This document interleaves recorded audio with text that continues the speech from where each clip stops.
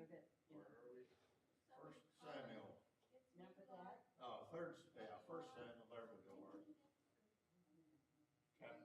First Samuel 3:1-20.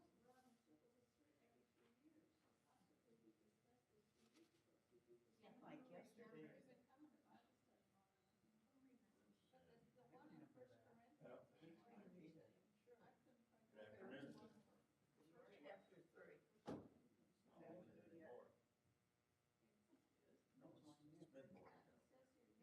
Yeah, it's still morning. It's mid-morning. What, where? Then the second one is Samuel 3. Corinthians What is 6, it for? 12-20. Oh, yeah, no, I know. I know. Morning. Good afternoon, Bill. Good afternoon. I'm that late, huh? I'm that late, huh? No, you're right on. We're just early. Yeah, we just couldn't wait to get here. Okay. I'm gonna turn the heat up in here. Yeah, it's cold. It's chilly.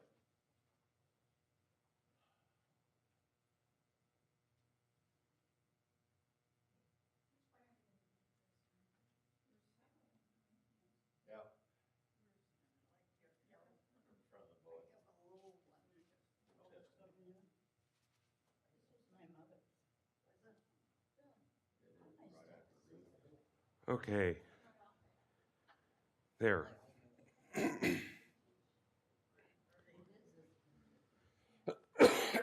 Excuse me. Oh. Happy New Year. Good to be back with you guys. I ended up getting sick.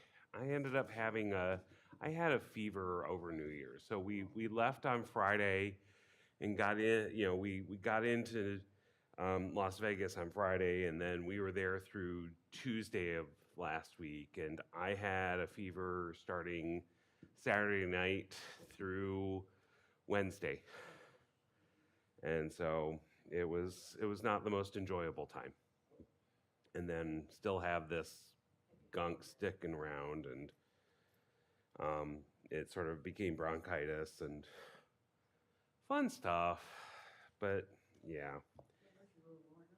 Yeah. Well, and I'm ready to take a nap today even, so. Yeah, so we're looking at 1 Corinthians 6.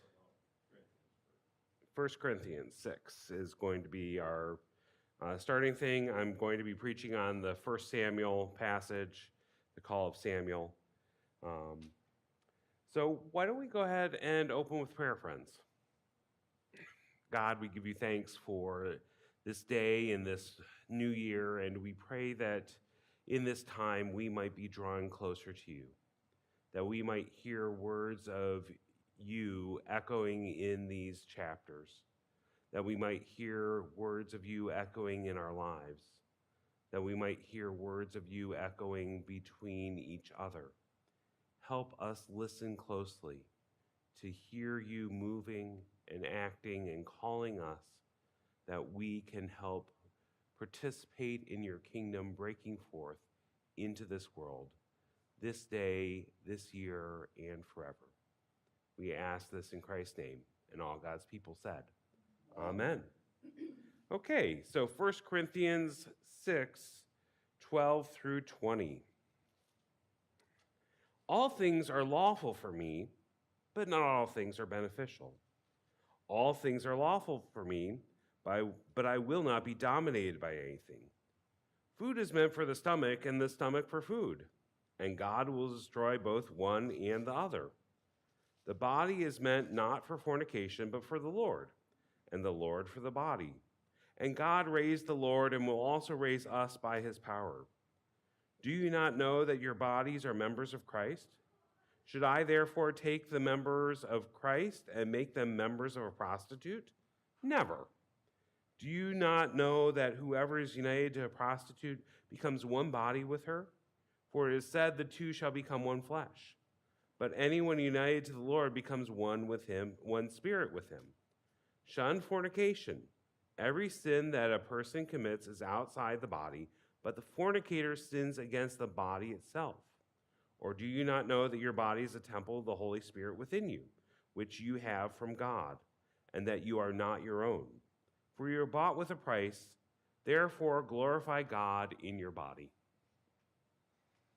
First thoughts? These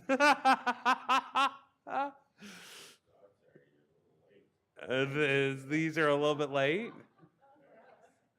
Not going to have to worry about this. Not a thing. It's over. Okay. So we can end up talking about this as, just the text here. I mean, absolutely can. Because what Paul is doing is Paul is talking to the people at Corinth because it seems that there's a few members that are involved in sexual or immorality. And what he's talking about here in terms of prostitutes, it's not just your, run-of-the-mill, going down to local brothel thing. This is actually talking about temple prostitutes. So there were cults in ancient Greece that saw sex as part of the holy experience, the experience of the divine. And so there was this idea that you could go to, some of these temples and encounter, work with prostitutes, pay for prostitutes that would end up connecting you to, to the divine, to a goddess. And so he's talking here specifically about that practice, about a temple prostitute that would allow, the person to get involved. And I can almost hear an argument here from some folks at the church at Corinth saying, well, this isn't a problem because God is in the spirit and this is just the body. This is just feeling the pleasures of the body. And Paul's saying, no, that's not really the case because, in a Hebrew understanding, the body and the spirit, the body and the soul are inextricably linked. But there's sort of, if you think back to some of your ideas of Plato and Aristotle, they were talking about, well, there's just these emanations that the physical world is one thing, but then there's the area of, emotions, and then you get up to this area, this idea of pure thought. That's really what we want to be aiming for. And so Paul is actively working against Greek philosophy here. That's what this is going against. It's saying not that the body and soul are separate, because this actually becomes a heresy in the early church. There's sort of this idea that, well, the body is bad and the spirit is good. And Paul is working here very clearly to say, no, the body and spirit are inextricably linked. And so when we're listening to this passage, we end up hearing, oh, it's just, using prostitutes. But Paul is saying, no, the body is linked.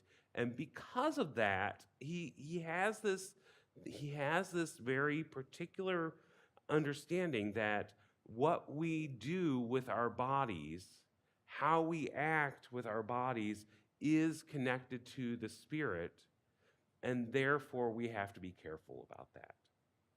You and I might say, that makes total sense, that what we do in our flesh has an impact on our spirits, how we understand ourselves.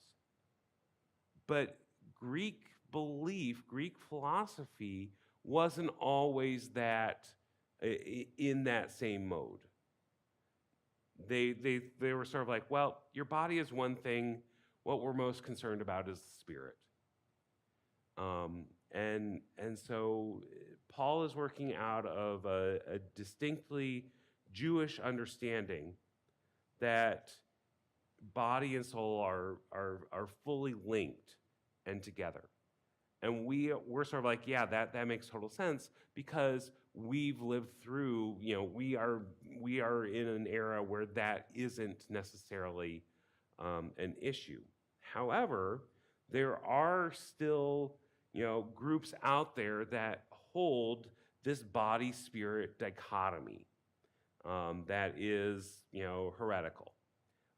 So if you talk to folks who are Christian Science, you may have heard of them. They end up following the teachings of Mary Baker Eddy and her book Science and Health as Keyed to the Scriptures. Her basic belief is that any physical ailment that you have is just a spiritual manifestation. So anything that you're dealing with, if it's a big, huge pimple or cancer or something like that, you shouldn't deal with it from your physical standpoint. You should pray about it. And you should have folks who are, Christian Science, practitioners pray for you because they'll be able to heal you. This is a dualistic view that the body is bad and the spirit is good. And it goes back to some Gnostic thinking in the early church where they said, okay, there's actually two gods. One who's the God of the physical world, and that's the Yahweh of the Old Testament, and that God is evil. And then there's the God of Jesus, who is pure spirit, and that's the one that we want to worship and serve. And therefore, Jesus wasn't really human, he just appeared human. And so these were arguments going on because Greek philosophy had this idea of emanations, that you wanted to get as close to that pure thought as possible. And so when we listen to Paul, he's being very clear. Body and soul are inextricably linked, and the way that you end up acting with your body actually makes a difference, rather than just saying it's, no difference because, this body stuff is bad. Okay. Is that what the cults would believe? Yeah, that's what some cults absolutely would believe. So the Gnostic belief would have said spirit good, body bad. It's very close to what Christian Science would say, which I believe is neither Christian nor science, but that's beside the point. Why do they tell us, what would they say to me if I said, well, why does God give me a brain then? So who would say that? Well, the Christian scientists or whatever, isn't the brain to be used? Yeah. Oh, and they would say absolutely, but it's to be used to bring you closer to God and understand what God is doing. And so, they would argue that it's about you're just treating the symptoms, not the root cause. That the root cause of all illness is about the spirit. So then why does God allow people to become doctors and so forth? Because they're misguided and in sin. Oh, I don't believe that. I agree. I mean, I lived with a family who was Christian Science for 6 months while I was in Australia. Lovely, lovely people. Really enjoyed that time with them. I couldn't get past the beliefs, though. I mean, I went once to their service and it was like, no, I'm thoroughly a Protestant Christian. I'm not doing this.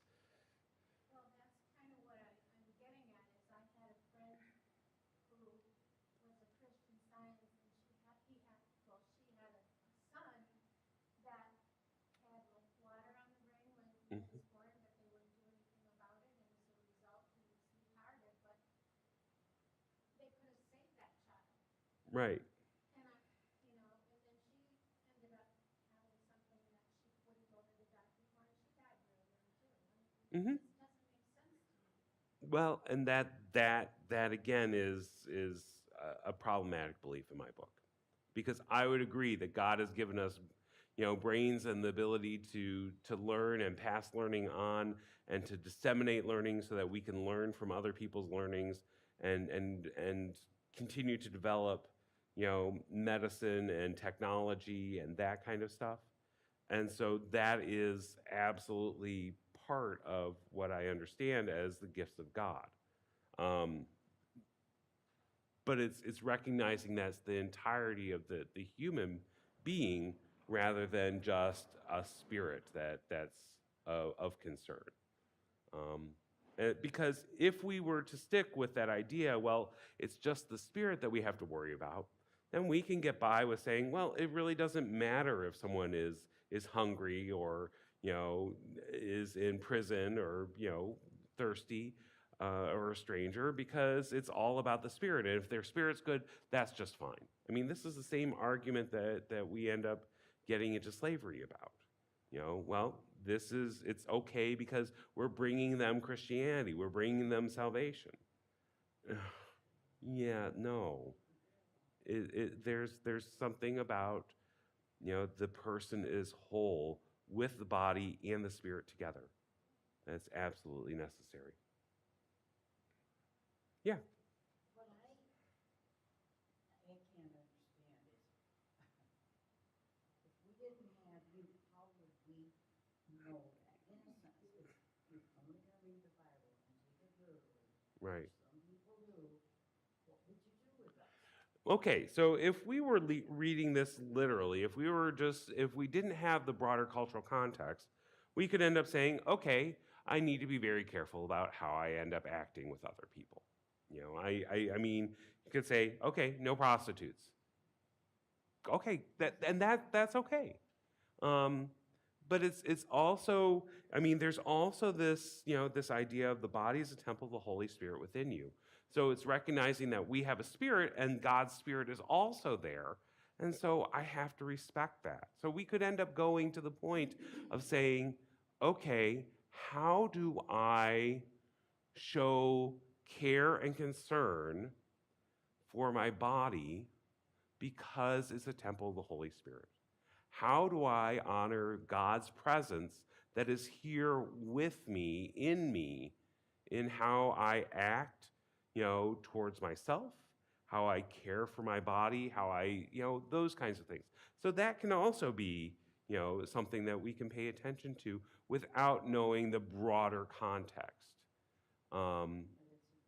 But right, I too tend to agree that understanding the context, the cultural context, makes a difference in the interpretation. So, yeah. Absolutely not. Absolutely not. I ended up saying, let's look at Corinthians because there's lots of interesting stuff in here. So yeah, but this was more for Bible study than it was for preaching on, because it would take a whole lot of work to do that, and people would sort of zone out and fall asleep if I was doing that preaching during the if I was trying to take this all on during preaching, because who wants to have a review of Platonic emanations? I don't think so.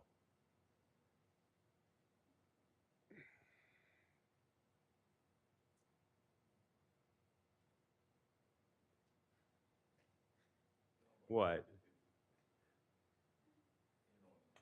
Saying here you can't understand why Christian scientists would think the way they do. I mean, there are people that feel the same way about people that are Christians. Oh, absolutely. How can you believe something that you can't explain? Right. I mean, and so. You believe in the triune God, well, what is it? Yeah, exactly. If How can you believe it? I just do. Yeah. Yeah, and I think you're right, Art, in that there is an element of belief that's required. An element that tells you, okay, yes, this resonates and feels right to me.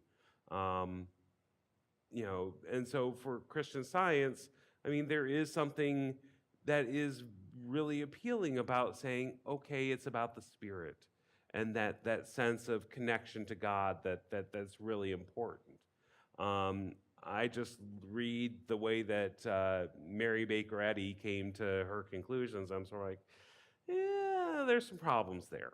Now, thinking about things and saying, okay, I need to spend more time in prayer. I need to spend more time bringing my concerns and issues to God. That can fully get behind. Having other people pray for me, that I can fully get behind. Not going to the doctor, that I can't. And so there are some elements that are appealing. And for folks that have chronic issues, chronic diseases, which it sounds like Mary Baker Eddy had, then yeah, that becomes something that, okay, how can I manage this stuff? Because she was writing the stuff in the 1880s, I think it was 1870s, where medicine didn't have cures and things to help chronic illness. And so having a way to deal with the pain, the discomfort, that chronic illness kind of aspect, if you're finding that by praying about it, you're able to feel better, okay, that might be very appealing. So, I mean, it doesn't fully make sense to me in terms of some of the things that she does. And then you start looking at the setup of the church, where you don't have any interpretation of science and health or the Bible that's not set by the Central Committee. And you don't have any, so what you have is you are told for each gathering, you're told you will read this section of the Bible and this section of science and health, and you'll sing these songs on this date. It's all described by the Central Committee. And then the money, the Central Church has access to every single bank account of every local congregation. And they pull the money off and leave how much they think that you'll need. And so that kind of stuff says, there's some other problems there. Well, I'm not trying to defend it, but No. I'm just saying, there are a lot of people don't believe what we believe. Right. And things that we cannot explain to them. Yep. I agree that there are lots of things that we can't explain our belief, and we have those beliefs. So how is that any different than science and health? How is that any different than Christian Science? Again, from my perspective, here's the thing. World religions that resonate in my understanding are ones that have internal contradictions. Things that make you stop and say, what? Things that end up pushing you so that if you think that you have the answers, you bump up against something that reminds you you don't. And one of the things about Christian Science is it's gotten rid of most of the contradictions. There aren't internal flaws and contradictions there to make you stop and think. Because for me, we have that triune God, the God as 3 and 1 and 1 and 3, and that ends up confusing me. That says, what the heck are we doing? Because we say that we're monotheistic. Go ahead. What happened to the people that lived and died before Jesus did? Yeah, we end up having passages saying, that Jesus went and redeemed the folks from before he was, redeemed those who were in hell at that point. But what I'm saying is that there are different parts within Christianity that if I say that, well, I know it all and I understand it all, I bump up against other stuff that pushes in a different direction, because we talk about, okay, it's all about grace and God's action and not our works. But then there's also that part where we're pushed to say, how are your actions reflecting, God's grace? How are our actions have meaning and purpose? That's why we have all these different religions. Right. Well, and so within Christianity, there are different branches that have different emphases. But Christianity as a whole has some tensions within it.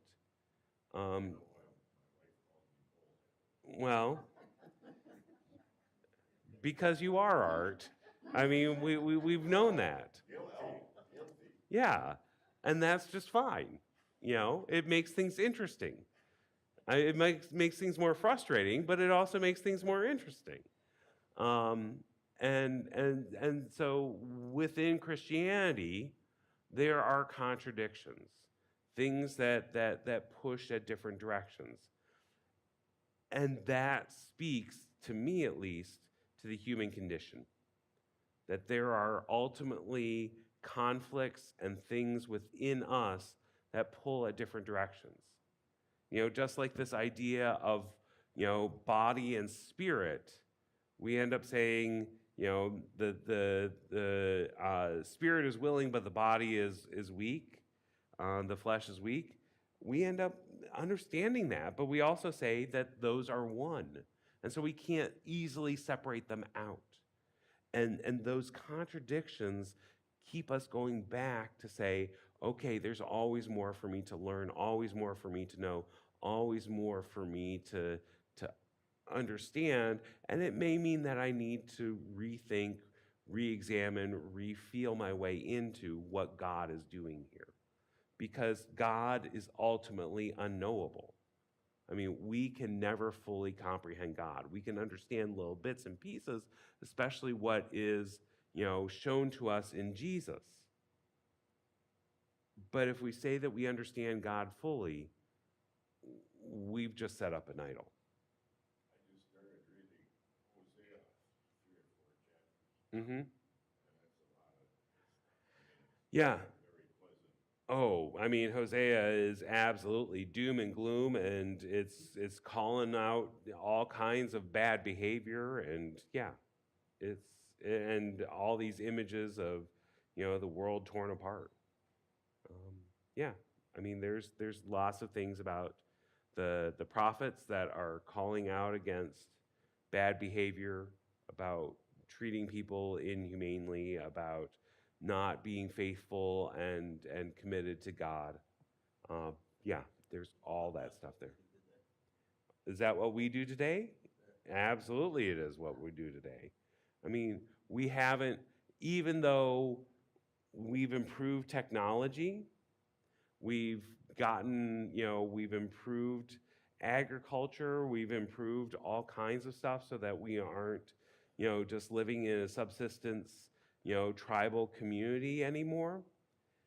There's still those same issues present because they're issues that are core to humanity. And, good Calvinists would say, well, that's because of original sin. That's because that sin is still there sitting with us, that we just can't get over. That even though we've made advances in some directions, that ultimate sense of disconnection from God and disconnection from those around us, unhealthy connections, still plague us, and we can't find our way out of those. So, anyway. So, interesting little thing. We'll continue going on with more of Corinthians next week. Why don't we flip over to 1 Samuel? So 1 Samuel chapter 3. And we're going to read the entire chapter. So 1 Samuel chapter 3. Now the boy Samuel was ministering to the Lord under Eli. The word of the Lord was rare in those days. Visions were not widespread. At that time, Eli, whose eyesight had begun to grow dim so that he could not see, was lying down in his room. The lamp of God had not yet gone out, and Samuel was lying down in the temple of the Lord, where the ark of God was. Then the Lord called, Samuel, Samuel. And he said, Here I am, and ran to Eli and said, Here I am, for you called me. But he said, I did not call. Lie down again. So Samuel went and lay down. The Lord again called again, Samuel. Samuel got up and went to Eli and said, Here I am, for you called me. But he said, I did not call, my son. Lie down again. Now Samuel did not yet know the Lord, and the word of the Lord had not yet been revealed to him. The Lord called Samuel again a third time, and he got up and went to Eli and said, Here I am, for you called me. Then Eli perceived that the Lord was calling the boy. Therefore Eli said to Samuel, Go lie down, and if he calls you, you shall say, Speak, Lord, for your servant is listening. So Samuel went and lay down in his place. Now the Lord came and stood there, calling as before, Samuel, Samuel. And Samuel said, Speak, for your servant is listening. Then the Lord said to Samuel, See, I am about to do something in Israel that will make both ears of anyone who hears of it tingle. On that day I will fulfill against Eli all that I have spoken concerning his house from beginning to end. For I have told him that I am about to punish this house forever, for the iniquity that he knew, because his sons were blaspheming God, and he did not restrain them. Therefore I swear to the house of Eli that the iniquities of Eli's house shall not be expiated by sacrifice or offering forever. Samuel lay there until morning. Then he opened the doors of the house of the Lord. Samuel was afraid to tell the vision to Eli. But Eli called Samuel and said, Samuel, my son. He said, Here I am. Eli said, What was it that he told you? Do not hide it from me. May God do so to you and more also, if you hide anything from me of all that he told you. So Samuel told him everything and hid nothing from him. Then he said, It is the Lord. Let him do what seems good to him. As Samuel grew up, the Lord was with him and let none of his words fall to the ground. And all Israel from Dan to Beersheba knew that Samuel was a trustworthy prophet of the Lord. The Lord continued to appear at Shiloh, for the Lord revealed himself to Samuel at Shiloh by the word of the Lord. First thoughts? Questions? Comments? Pot shots?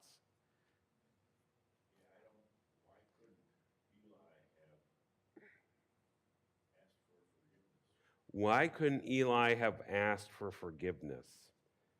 Yeah, that is a question.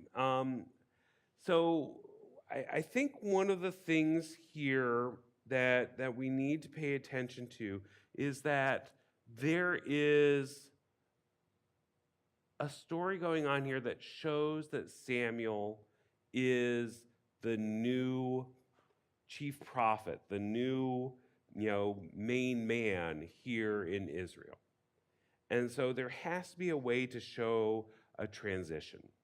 And so having Eli, moved out of the way, and also not having his sons be, the expected successor becomes important. So from a literary standpoint, the two sons of Eli have to be put out of the way so that it's clear that Samuel is the successor. And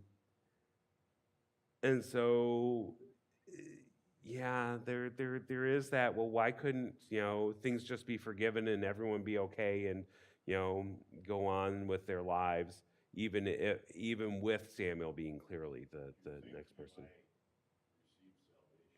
Do you think Eli received salvation? I would think so. I would think so because while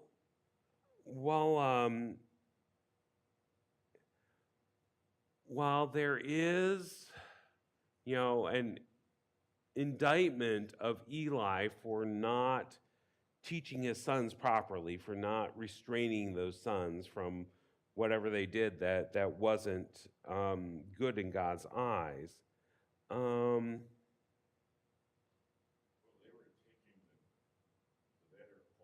Right. Yeah, I didn't do that reading ahead of time to double check what they were doing. They no regards for the Lord. They whenever the priest would come, the meat was boiled, 3-pronged fork in his hand. Oh yeah, so they would end up taking the best parts instead of offering it to God. So yeah, I mean, it's minor stuff in our book since we don't deal with sacrifices anymore. But there's also this sort of lack of respect and putting themselves first. That they aren't necessarily looking out for the good of everyone else around them, and properly honoring God. So this becomes an issue for that Eli didn't do his job of teaching them correctly, and it's almost like it's too late for them to figure out these lessons on their own. So I mean, yeah, I wish there was a way to say, okay, this can all be forgiven and made new. It's not there.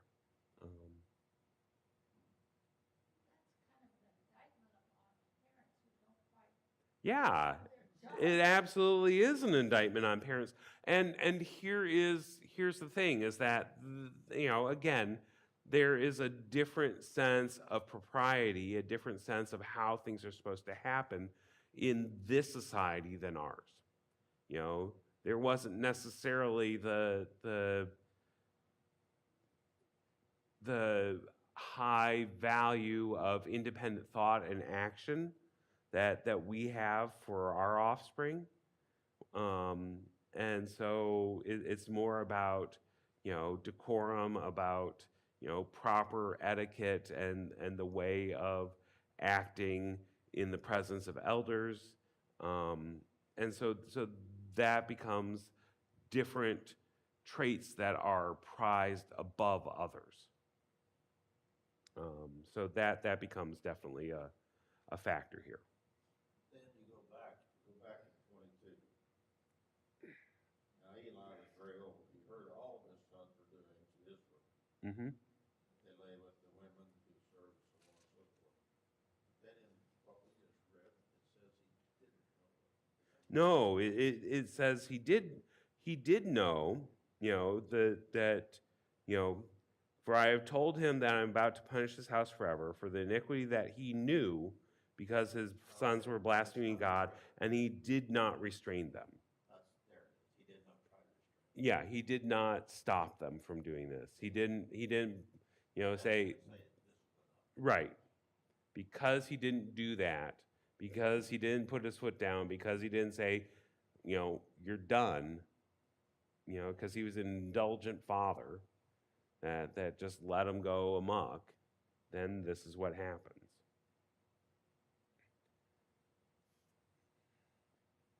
Go ahead, Marty.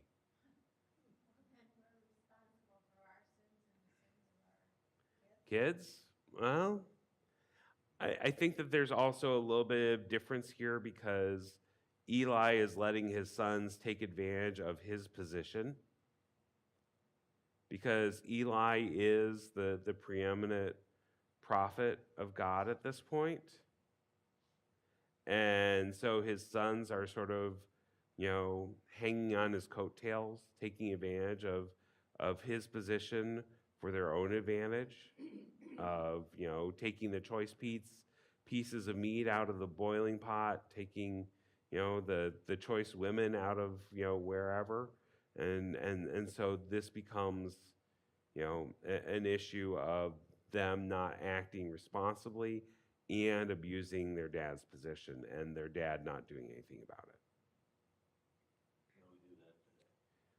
We do. I've never seen that happen. Never. Never seen that happen. Not in any family business that is around. Never seen that happen.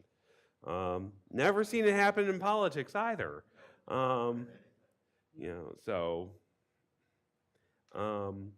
Yeah, so that, right, we haven't learned too much. So there are a few things that I find interesting in this passage. One of the things is that how long it takes Eli to figure out what's going on. I mean, come on. 3 times. It takes you 3 times for him to come and say, "Here I am," and you're not sort of like, "Ooh, something's up." You know, so it's finally the 4th time. You know, it's not 3rd time's the charm; it's the 4th that Samuel gets it because Eli's pointed it out. I also find it interesting about Eli's response. When Eli hears what Samuel is saying, that he's speaking what God has spoken to him, his response is, "It is Lord, let him do what seems good to him." There's a resignation. There's a sense, yeah, I didn't do this quite right, and okay, it's done. It's over. This is how it's going to be. I don't know whether that is being forlorn or if that's spiritual maturity. Of recognizing that, okay, God knows what God is doing, and so I'm okay with it.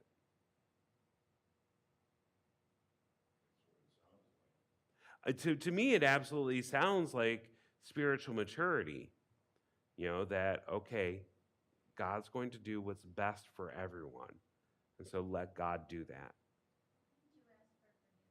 Well, wouldn't you ask for forgiveness? Yeah, I think you would. And, there's, and that's where that question is this just resignation of, okay, I've tried, I can't get through, I'm done, and I'm letting him go? Because, that's exactly what's going to happen, is that both his sons are going to die.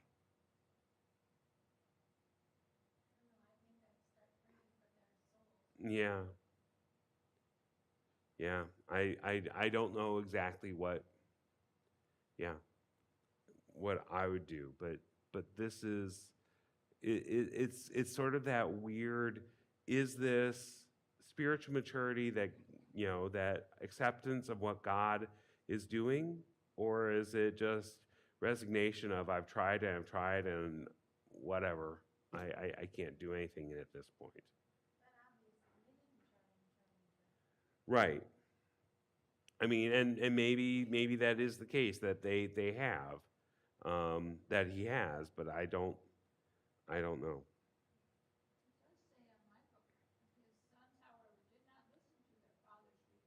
Right. Yeah, there's definitely points where Eli has tried, and it may be too little, too late.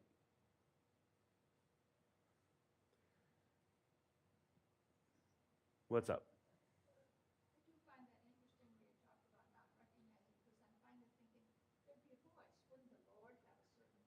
Well, mm, right. You would think, but who knows? It was sort of like it's a voice of authority. It's, speaking in a whisper. So, easy to mistaken, I guess. Oh yeah, absolutely. And so that's part of what, we're seeing here is that this is also setting Samuel up. That Samuel is this one that is dutiful, following the commandments of God, moving forward with what God tells him to do.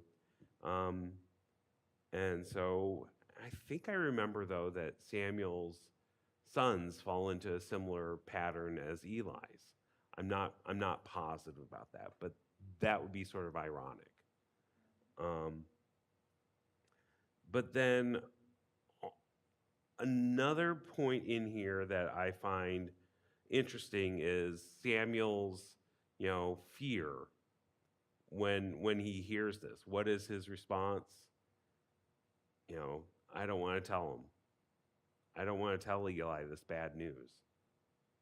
I don't want to be the, one who has to do this. And yeah, absolutely it would be. We don't like to give bad news to folks, especially someone's a lot older and someone who has power over.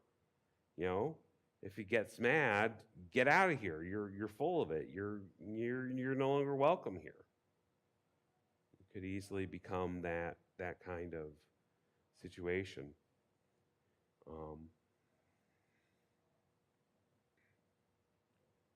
Is that why where it goes on at the very end, where it labels that Samuel got this big reputation? Is that quite a large area? It says from Dan to Beersheba. that's essentially the entire country.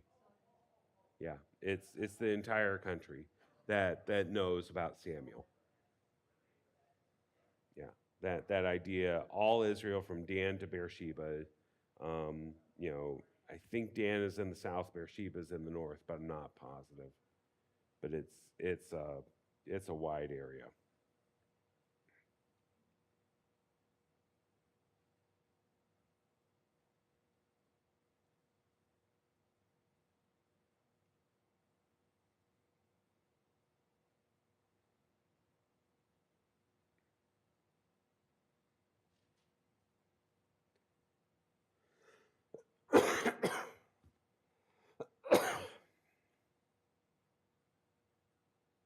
Why do you think Samuel was afraid to tell Eli? Why do you think Samuel was afraid to tell Eli? Well, I mean, when you're telling someone who you respect bad news that, God is going to, take care of your sons and wipe out your house, is that good news?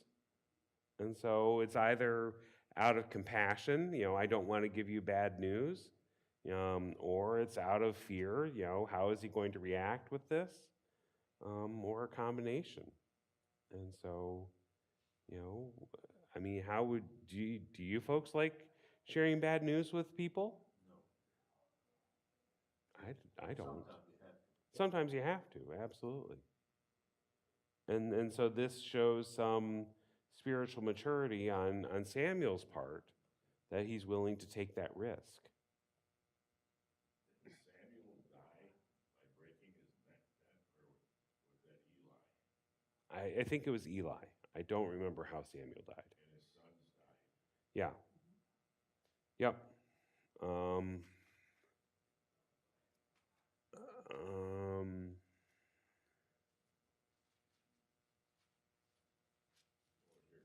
yeah. Yeah.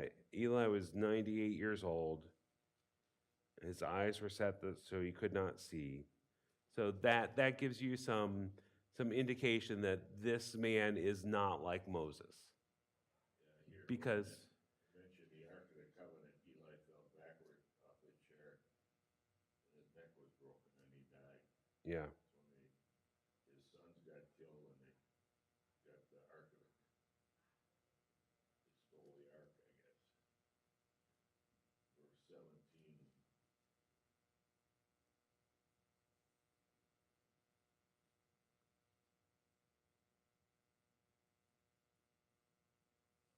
Yeah.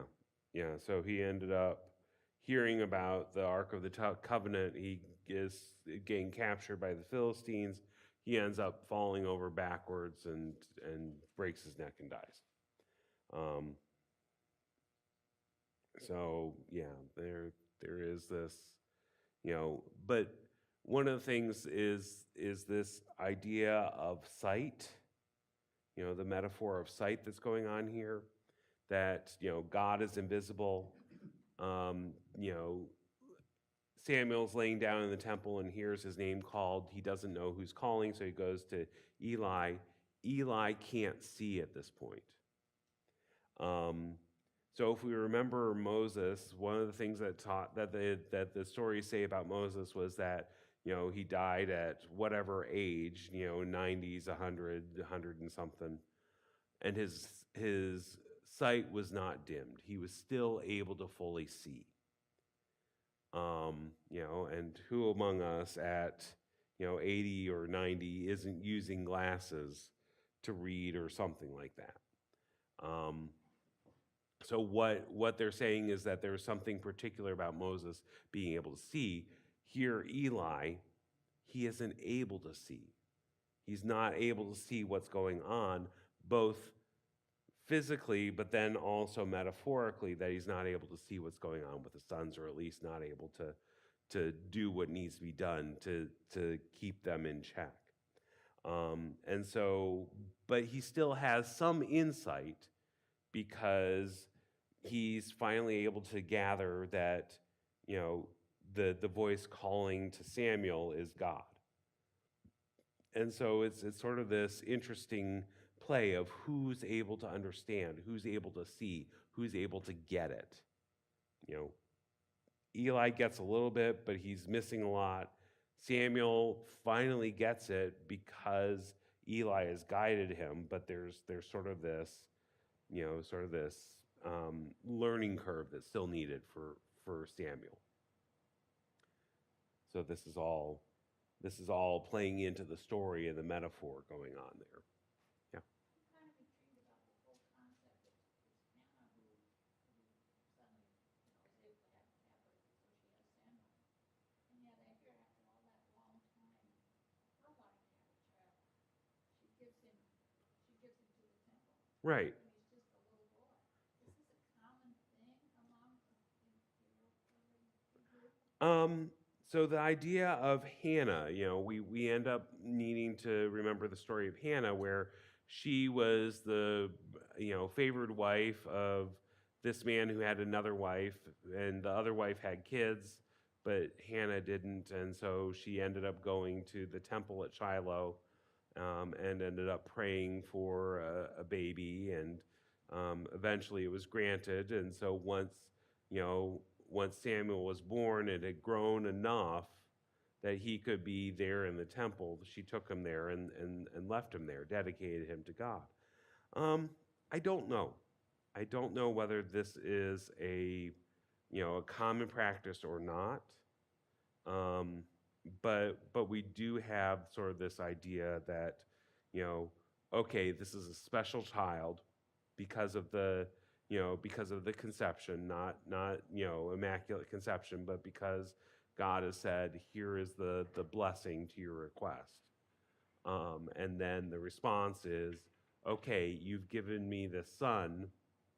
Now I'm going to end up giving him as a thank offering, dedicate him to your service. And he becomes a great man who is there leading Israel for a while, and then, hands over the reins to Saul, and then finally anoints David and moves into that. So that becomes the trajectory that Samuel is there in this major transition from sort of the tribal leadership with judges coming and going to finally having the kingship set up. Would giving Samuel to the temple be similar to us having our child baptized? Would giving Samuel to the temple be similar to us baptizing our child? Yeah, I think you're right. I think that there is sort of that recognition of this is a gift from God that we are dedicating back to God.